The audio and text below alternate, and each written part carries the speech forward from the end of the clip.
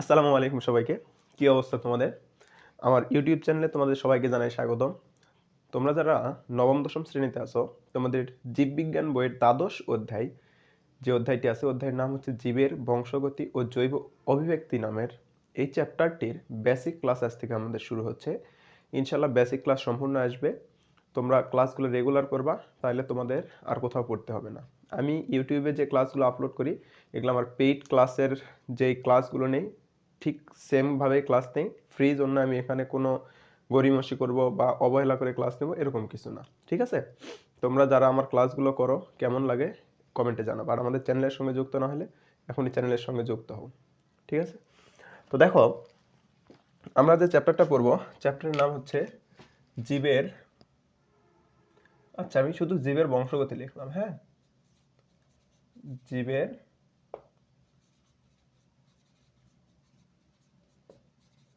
বংশগতি ও জৈব অভিব্যক্তি কথাটা আমি লিখবো না, কারণ অত বড় লেখার দরকার নেই। তোমরা তো বুঝতেছো এখন অধ্যায়। তো জীবের বংশগতি এই অধ্যায়টা পড়তে গেলে দেখো তো, অধ্যায়ের শুরুতে আমাদের কি কি জানতে হবে বা অধ্যায়টা কি নিয়ে এটা আগে জানতে হবে। বংশ কথাটার অর্থ তোমরা কি বোঝো? যে বাবা, দাদা, চাচা, ছোট ভাই বা নিজের সন্তান, এই টাইপের যে আমাদের একটা পুরাটা একটা লং পরিবার, এটাকে কি বলা হয়? বংশ বলা হয় না? অর্থাৎ পূর্বপুরুষ থেকে আজ পর্যন্ত আমরা পর্যন্ত বা আমাদের পরবর্তী প্রজন্ম যেগুলো আসবে, এগুলো সবগুলো কি একই বংশের? সেটাই তো আমরা বলি, তাই না? তাহলে বংশগতি অর্থটা কি বোঝাবে? বংশগতি অর্থটা বোঝাবে এই যে আমাদের বংশগুলা পুনরায় কন্টিনিউ চলতেই আছে, এই জিনিসটাকে বলা হয় কি? বংশগতি। আর জীবের বংশগতি মানে কি? যদি জীবের ক্ষেত্রে যেটা সম্ভব, জড়ের ক্ষেত্রে কি একটা থেকে আরেকটা, আরেকটা থেকে আরেকটা সৃষ্টি হয়? হয় না। জড় প্রজননক্ষম নয়, শুধু জীবই কি প্রজননক্ষম। তাহলে দেখো, এই যে জীবের বংশগতি, এই জিনিসটা যে আমাদের কিভাবে এটা আসে? পিতামাতা, তোমরা দেখছো না যে তোমরা যারা আমাদের ক্লাস করতেছ, তারা ম্যাক্সিমামই কি হয় বাবার মতো অথবা মায়ের মতো দেখতে। তাহলে পিতামাতা থেকে বা আমাদের দাদা দাদি থেকে আমরা বা আমাদের বাবা মা যে বৈশিষ্ট্যগুলো পাইছে, এগুলো কিভাবে পাইলো? কিভাবে এই জিনিসগুলা দাদা দাদি থেকে আমাদের বাবা মার কাছে বা নানা নানি থেকে মার কাছে, এবং বাবা মার কাছ থেকে আমাদের কাছে, আমাদের কাছ থেকে আমাদের সন্তান সন্ততির কাছে যাবে, এই জিনিসগুলো নিয়ে আমাদের এই অধ্যায়ে আলোচনা করা আছে। ঠিক আছে? তো দেখো, প্রথমেই জীবের বংশগতি জিনিসটা কি এটা আমাদের বুঝতে হবে। যে কথাটা আমি প্রথমেই বললাম যে কি, পিতামাতার বৈশিষ্ট্য বংশানুক্রমে সন্তান সন্ততিতে যে যাওয়ার যে প্রক্রিয়া বা সন্তান সন্ততিতে স্থানান্তরিত হওয়ার যে প্রক্রিয়া, এটাই কি? বংশগতি। এটা কি? বংশগতি। তাহলে কি বললাম? বংশগতির সংজ্ঞা যদি আমি তোমাদেরকে একটু লিখে দেই, তাহলে কি হবে? দেখো,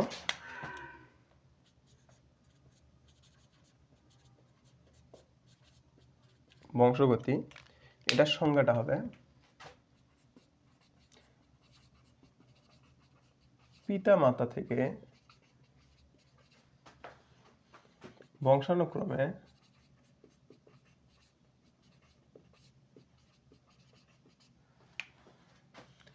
সন্তান সন্ততিতে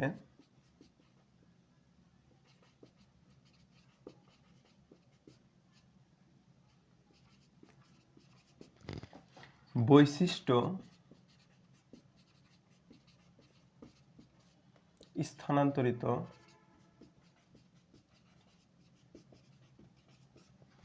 হওয়ার প্রক্রিয়াকেই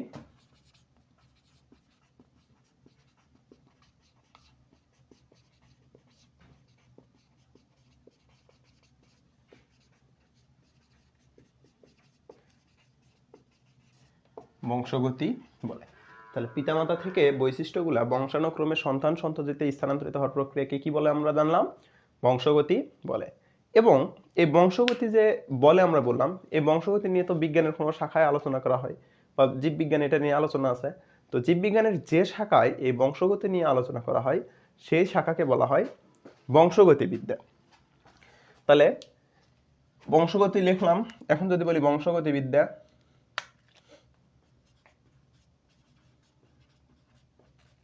বংশগতিবিদ্যা কাকে বলে? বংশগতিবিদ্যা লেখার জন্য তোমরা আগে বংশগতির সংজ্ঞাটা পুরাটাই এখানে লিখবা। তাহলে প্রথমে কি লিখবা?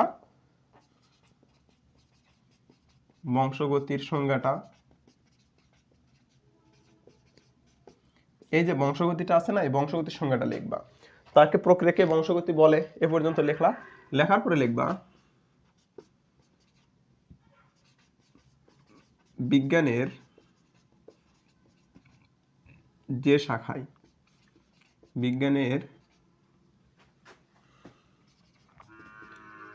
শাখায়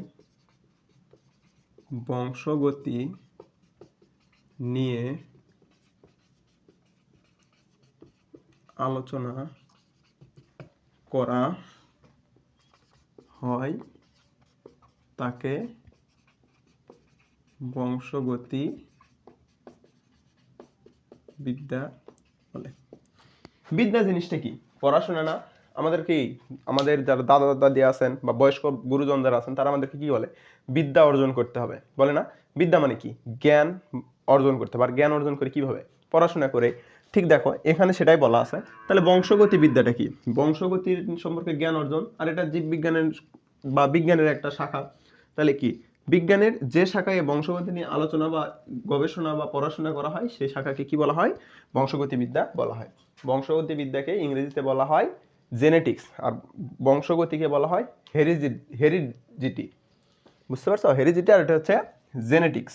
বংশগতি বিদ্যাকে বলা হয় জেনেটিক্স। এখন আসো, এই যে আমরা এখানে কি দেখলাম? বংশগতি বিদ্যা দেখলাম, তাই না? এখন কথা হচ্ছে এই যে বংশগতি আমরা দেখলাম যে পিতামাতার বৈশিষ্ট্য সন্তান সন্ততির দেহে যায়। বাট এই বৈশিষ্ট্যগুলো কি বাতাসে উড়ে যায়? নিঃশ্বাস ছাড়তেছে, নিঃশ্বাসের মাধ্যমে যায়, না কিভাবে যায়? সেগুলো আমাদের জানতে হবে। তাহলে কি বংশগতির যে বৈশিষ্ট্যগুলা, এগুলা যে সন্তান সন্ততির দেহে যাচ্ছে, কিসের মাধ্যমে যাচ্ছে সেটা আমাদের জানতে হবে না? তাহলে দেখো, বংশগতিগুলা সন্তান সন্ততির, মানে বংশগতি বলতে পিতামাতার বৈশিষ্ট্যগুলা সন্তান সন্ততির দেহে স্থানান্তরিত হয় কি দ্বারা? ক্রোমোজোম,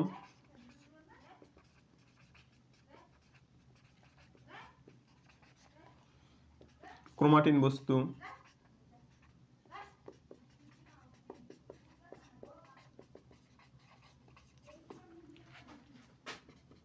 ডিএনএ,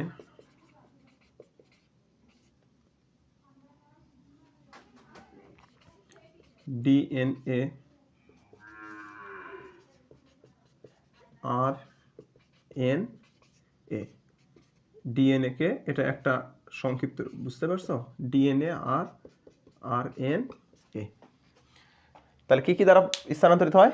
ক্রোমোজোম, ক্রোমাটিন বস্তু, ডিএনএ, আরএনএ। এই যে বেসিক কথাগুলো আমরা জানলাম, ঠিক আছে?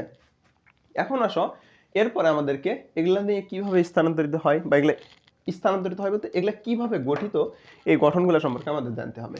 আমাদের বইয়ে সাধারণত ডিএনএ, ক্রোমোজোম, ডিএনএ, আরএনএ এই তিনটার গঠন ব্যাখ্যা করা আছে।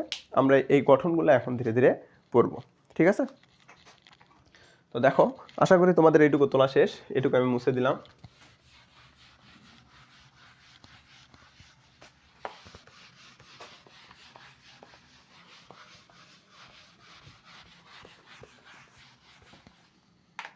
দেখো, প্রথমে আমরা পড়াশোনা করব ক্রোমোজোম নিয়ে।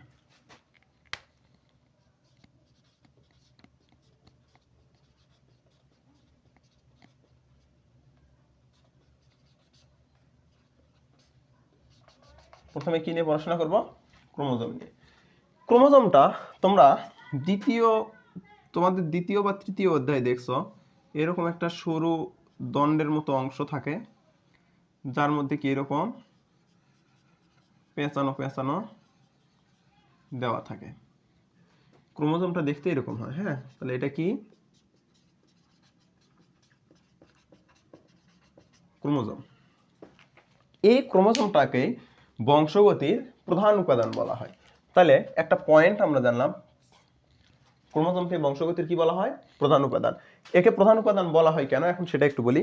এর মধ্যেই ডিএনএ, আরএনএ, প্রোটিন সবকিছুই থাকে, বুঝতে পারছো? আর এই ক্রোমোজোমগুলাই আমাদের পিতামাতার দেহ থেকে আমাদের শরীরে আসে, যার কারণে এটা কি? প্রধান উপাদান। এটা যদি আমাদের শরীরে না আসে তাহলে কি আমরা ওই বৈশিষ্ট্যটাই পাবো না।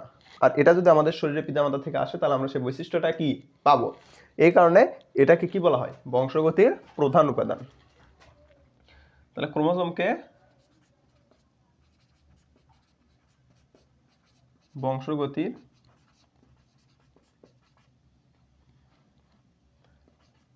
প্রধান উপাদান বলে। এই ক্রোমোজোমটা থাকে কই?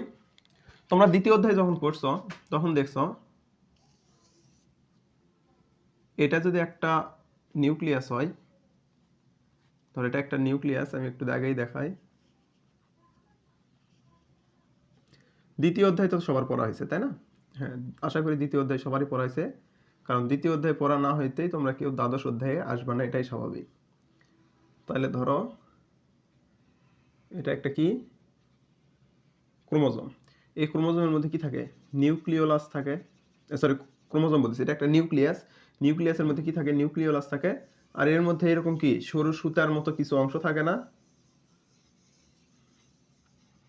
এই যে সরু সুতার মতো যে জিনিসগুলো, এগুলাকে কি বলা হয়?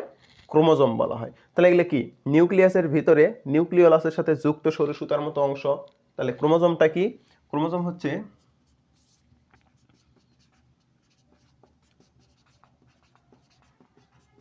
নিউক্লিয়াসের ভেতরে অবস্থিত সরু সুতার মতো অংশ।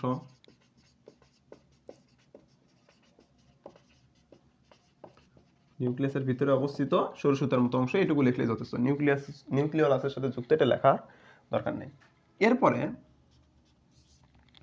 এই যে ক্রোমোজোমগুলা, এখানে তো সবগুলা একত্রে আছে জন্য আমরা একটা সর্পিলাকার গঠন দেখতেছি। মানে সর্পিলাকার বলতে একটা লম্বা সুতার মতো গঠন দেখতেছি, বাট আলটিমেটলি একটা দেখলে এরকম ছোট্ট একটা অংশের মতো দেখা যায়। বুঝতে পারছো? তাহলে এখন জানতে হবে এই যে ছোট যে অংশটা আছে এটার দৈর্ঘ্য কত। বুঝতে পারছো? এটার দৈর্ঘ্যটা আমাদের জানতে হবে। তো ক্রোমোজোমের দৈর্ঘ্য যদি আমি বলি,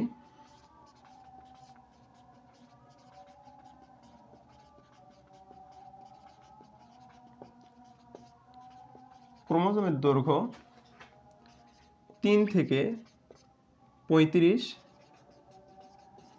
মাইক্রন। মাইক্রন হচ্ছে একটা পরিমাপের একক। তাহলে ক্রোমোজোমের দৈর্ঘ্য কত? 3 থেকে 35 মাইক্রন। এবং এর প্রস্থ আছে, এটা জানতে হবে। ক্রোমোজোমের প্রস্থ হচ্ছে 0.2 থেকে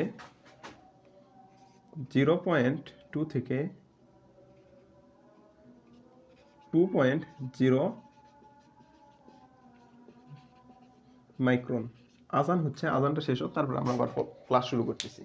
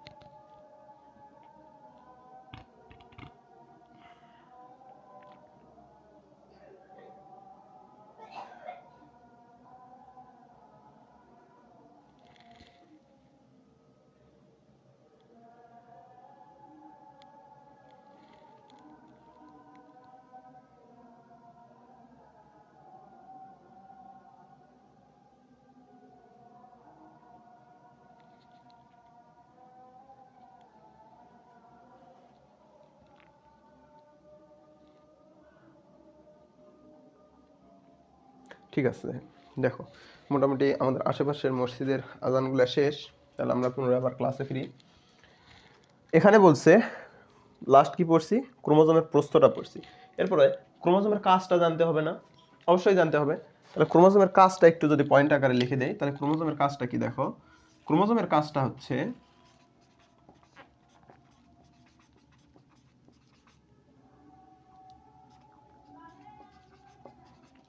ক্রোমোজোমের কাজ হলো, আমরা একটু আগে দেখলাম ক্রোমোজোম কি করে? পিতামাতার শরীর থেকে বৈশিষ্ট্যগুলা সন্তান সন্ততির শরীরে কি করে, স্থানান্তরিত করে না। তাহলে এই ক্রোমোজোমের কাজ আমরা কি বলবো, ক্রোমোজোমের কাজ হলো পিতামাতার বৈশিষ্ট্য সন্তান সন্ততিতে স্থানান্তর করা। তাহলে স্থানান্তর করা বা পিতামাতার দেহ থেকে বৈশিষ্ট্য সন্তান সন্ততির দেহে বহন করা বলতে পারি। তাহলে কি পিতা মাতার দেহ হতে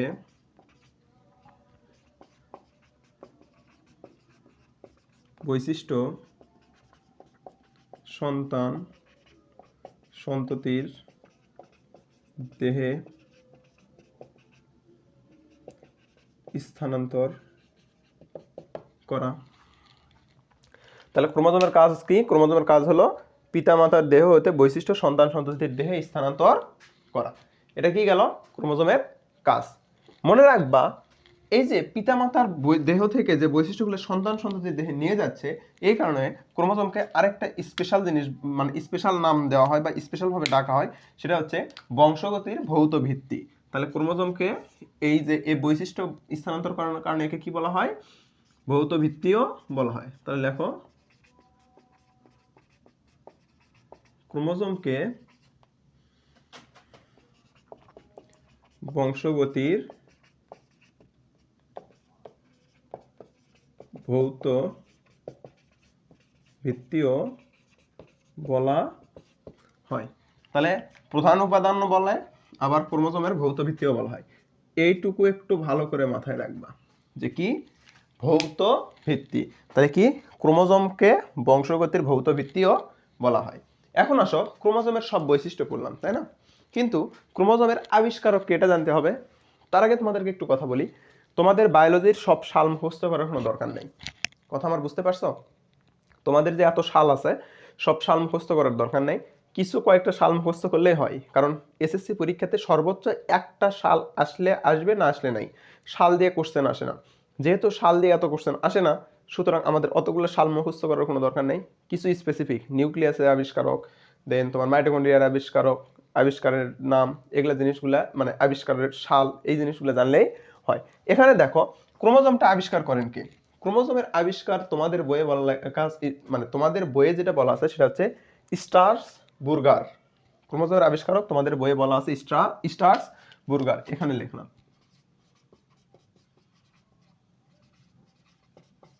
আবিষ্কারক স্ট্রাসবুর্গার, অনেকে স্ট্রাসবার্জারও বলে, STRASBURGR, স্ট্রাসবুর্গার। বাট দুঃখজনক হলেও সত্যি যে তোমরা যখন এর পরের ক্লাসে আসবে অর্থাৎ এইচএসসিতে আসবা, তখন দেখবা এই স্ট্রাসবুর্গার ক্রোমোজোমের আবিষ্কারক না। হ্যাঁ, তিনি সর্বপ্রথম ক্রোমোজোম নিয়ে গবেষণা শুরু করেন, বাট উদ্ভিদের ক্রোমোজোম নিয়ে। এক্সট্রা ইনফোগুলো এখানে একটু লিখে দেই, তোমরা লিখে নাও। স্ট্রাসবুর্গার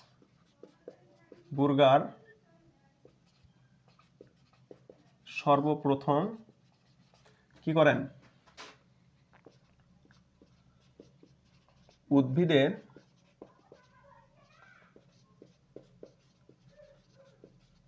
ক্রোমোজোম নিয়ে গবেষণা শুরু করেন, বাট তিনি আবিষ্কার করতে পারেননি। ক্রোমোজোম আবিষ্কার করেন ওয়াল্টার ফ্লেমিং, আর আবিষ্কারক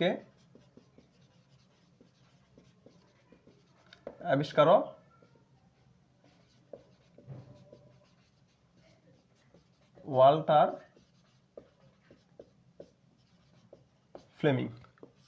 এই জিনিসটা একটু মনে রাখবা যে স্ট্রাসবুর্গার কি করছিলেন, সর্বপ্রথম উদ্ভিদের ক্রোমোজোম নিয়ে গবেষণা শুরু করছেন এটা সত্যি, বাট ক্রোমোজোমের সর্বপ্রথম ক্রোমোজোমটা আবিষ্কার করেন, মানে তিনি যে ক্রোমোজোমটা বের করতে পারছেন এই জিনিসটা আবিষ্কার করেন কে, ওয়াল্টার ফ্লেমিং। বাট তোমাদের বইয়ে যেহেতু দেওয়া আছে ক্রোমোজোমের আবিষ্কারক স্ট্রাসবুর্গার, তাই তোমাদেরকে স্ট্রাসবুর্গারই মুখস্থ করতে হবে। এই জিনিসটা তোমাদের এখন মুখস্থ করার দরকার নেই, এটা আমি দিলাম তোমাদের জানার জন্য। বাট তোমাদেরকে এই একটা জানলেই যথেষ্ট, মানে মুখস্থ রাখলে যথেষ্ট, সেটা হচ্ছে স্ট্রাসবুর্গার। ঠিক আছে? তো আশা করি এখানে যা লেখা আছে সব তোমাদের হয়েছে, সব বুঝতে পারছো, তোমাদের তোলাও শেষ। এখন আমি শুরু করব পরের টপিক। আর পরের যে টপিকটা আছে এই টপিকটা খুবই ইম্পর্টেন্ট, তোমাদের বোর্ড পরীক্ষাতে এটা আসে, এটার চিত্র দাগাইতে হয়। আশা করি তোমরা হয়তো বুঝতেই পারছো কি টপিকটা হচ্ছে ডিএনএ। ডিএনএ তোমাদের বোর্ড পরীক্ষায় আসে, ডিএনএ চিত্র দাগাতে হয়, ডিএনএ নিয়ে অনেক কোশ্চেন করা যায়। বাট ব্যাপারটা হচ্ছে যে এই ডিএনএ স্টুডেন্টরা ভয় পায়, এর গঠনগুলো আঁকাইতে হয় কিভাবে, এই জিনিসগুলো দেখে ভয় পায়। তো ডিএনএ একটা অনেক বড় একটা টপিক বলতে এর আলোচনা যদি করতে চাই মোটামুটি 4-5 ঘন্টার একটা আলোচনা লাগবে। কারণ তোমরা যখন এইচএসসিতে আসবা, এইচএসসির বোটানির ফার্স্ট পেপার তোমাদের আছে, এই ফার্স্ট মানে বোটানি যেটা বায়োলজির ফার্স্ট পেপার, এইচএসসিতে বায়োলজির 2টা পেপার হয়, হ্যাঁ, ফার্স্ট পেপার সেকেন্ড পেপার। এই ফার্স্ট পেপারটা বোটানি, সেকেন্ড পেপারটা জুওলজি। বোটানি মানে উদ্ভিদ বিজ্ঞান, জুওলজি মানে প্রাণী বিজ্ঞান। এই উদ্ভিদ বিজ্ঞানের প্রথম অধ্যায়ে তোমাদের এই ডিএনএর গঠন, ডিএনএর ট্রান্সক্রিপশন, ট্রান্সলেশন, ডিএনএর তারপরে তোমার হচ্ছে ট্রান্সক্রিপশন আছে, ট্রান্সলেশন আছে, আরেকটা আছে ডিএনএ রেপ্লিকেশন, মানে ডিএনএ থেকে ডিএনএ তৈরি, ডিএনএ থেকে আরএনএ তৈরি, আরএনএ থেকে প্রোটিন তৈরি, কিভাবে তৈরি হয় এগুলো সবগুলো খুব সুন্দরভাবে বুঝে দেওয়া আছে। তো যখন তোমরা এর পরের ক্লাসে আসবা তখন যদি আমার সঙ্গে তোমরা থাকো তাহলে ওই জিনিসগুলোও জানতে পারবা। বাট এখন তোমাদের এত জানার দরকার নেই, একদম প্রাথমিক যে জিনিসগুলো জানার দরকার সেই জিনিসগুলো নিয়ে আমরা এখন কথা বলবো। দেখো আমি যদি একটু বলি, প্রথমেই আমরা আলোচনা করব কি নিয়ে, ডিএনএ। এখন ডিএনএ, এই ডিএনএটা আসলে কি? দেখো এখানে ডিএনএ আছে, আমরা ডিটাকে আপাতত বাদ রাখি, এনএ নিয়ে কথা বলি। এনএ, এনএ হচ্ছে নিউক্লিক অ্যাসিড। কি? Nucleic acid. এই নিউক্লিক অ্যাসিডের 2টা প্রকার আছে, একটা হচ্ছে ডিএনএ আর একটা হচ্ছে আরএনএ। একটা ডিএনএ আর একটা কি আরএনএ, ঠিক আছে? তো আমাদের বইয়ে ডিএনএর গঠনও লেখা আছে, আরএনএর গঠনও লেখা আছে। আমরা আজকে ডিএনএটা পড়বো, দেন যদি সময় থাকে আরএনএ পড়বো, না হলে নেক্সট ক্লাসে আরএনএ পড়বো। তো মনে রাখো এই এনএ তে কি নিউক্লিক অ্যাসিড, নিউক্লিক অ্যাসিড মানে এনএ, এনএ তে না, মেসেঞ্জারে তোমরা এনএ তে না বলো, বাট এখন মনে রাখো এনএ তে কি নিউক্লিক অ্যাসিড। এই নিউক্লিক অ্যাসিড আবার কয় রকমের? 2 রকমের, একটা হচ্ছে ডিএনএ আর একটা হচ্ছে আরএনএ। এখন দেখো এই ডিএনএটা 3টা উপাদানের সমন্বয়ে গঠিত। কি বললাম? 3টা উপাদানের সমন্বয়ে গঠিত। 1 নম্বর উপাদান হচ্ছে 5 কার্বন যুক্ত শর্করা। কি বললাম? 5 কার্বন যুক্ত শর্করা। আর এই 5কে পেন্টোজও বলা হয়। কি বলা হয়? পেন্টোজ। তাহলে পেন্টোজ হচ্ছে সুগার, বা একে 5 কার্বন যুক্ত শর্করা বলা হয়। এখন সুগারকে শর্করা কেন বলা হয়? দেখো সুগার মানে কি চিনি, আর চিনি এক প্রকার কি কার্বোহাইড্রেট, কার্বোহাইড্রেট মানে কি শর্করা। তাহলে আমরা বলতে পারি 5 কার্বন যুক্ত শর্করা। এই 5 কার্বন যুক্ত শর্করা, অথবা তোমরা বলতে পারো পেন্টোজ সুগার। বুঝতে পারছো? এরপরে 2 নম্বর যেটা থাকে নাইট্রোজেন ঘটিত ক্ষার।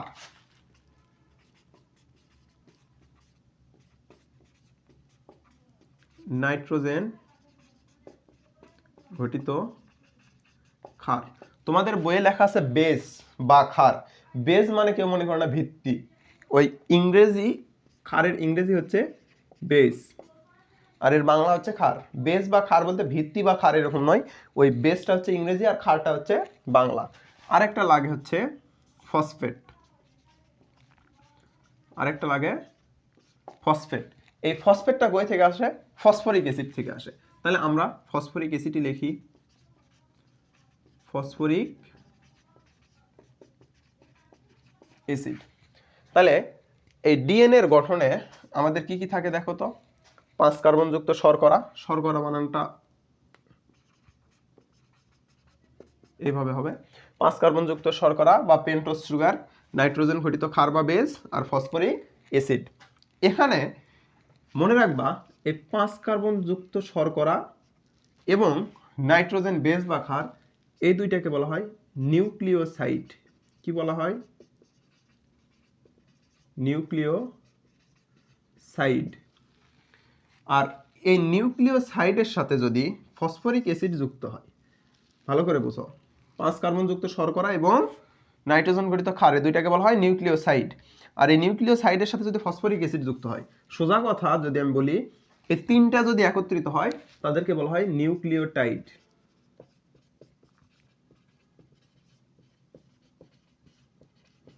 তাদেরকে কি বলা হয়? নিউক্লিওটাইড।